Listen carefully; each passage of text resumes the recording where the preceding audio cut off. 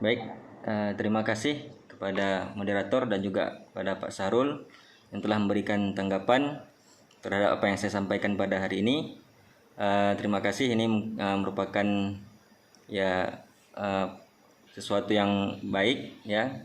Artinya saran ataupun kritikan yang baik dapat membangun, artinya kita sama-sama bisa memperbaikinya. Jadi yang pertama saya tanggapi kenapa saya membahas terlebih dahulu terkait hadis. Jadi tugas yang diberikan kepada saya ini dalam silabus itu menelusuri sumber dan kualitas hadis serta menjelaskan konsep produksi dalam hadis, mangkanat lahu ardun falyazra'ha aw liyamnahha.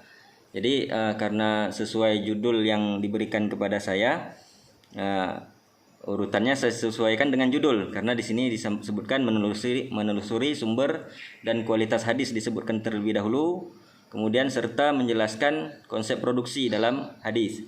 Makanya mungkin ya walaupun mungkin kita bisa masing-masing punya persepsi kan yang berbeda dengan judul yang ada ini, tapi karena sesuai dengan judul itu saya buat terlebih dahulu membahas tentang hadisnya. Kita lihat juga di pembahasan yang dibuat oleh Pak Asrar itu mampu menunjukkan dan memahami yang pertama adalah sumber hadis, kemudian kualitas sanad dan matan hadis, kemudian baru yang C-nya adalah poin C, konsep produksi dalam hadis.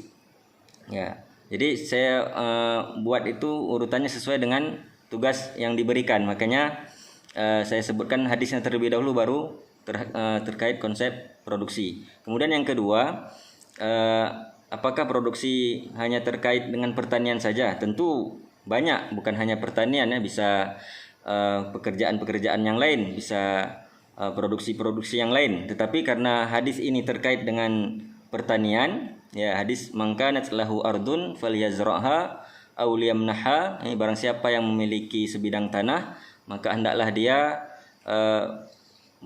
bercocok tanam ataupun menggunakannya atau dia menyerahkannya kepada orang lain. Jadi karena hadis ini terkait dengan pertanian, maka yang dibahas dalam pembahasan ini adalah terkait pertanian, dan tentu banyak hadis-hadis yang lain.